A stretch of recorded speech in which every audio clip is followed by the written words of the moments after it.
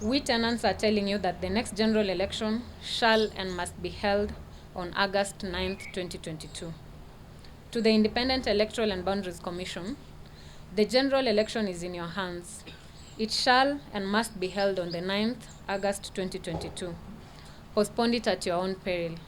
As the United Green Movement Party, we will move both to the local and international courts to ensure that each and every commissioner is held personally liable should there be any violence or instability that would be occasioned by the postponement of the general election.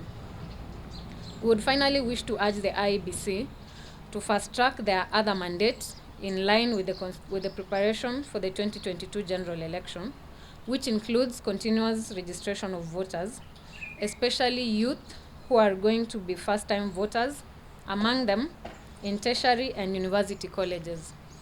The Constitution of Kenya envisages sovereignty of the people, while what we are experiencing in this nation today is total impunity.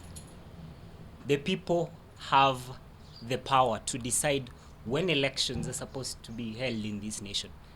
And that has also been envisaged in the same constitution. And these elections ought to happen in August of 2022. So any communication or any sort of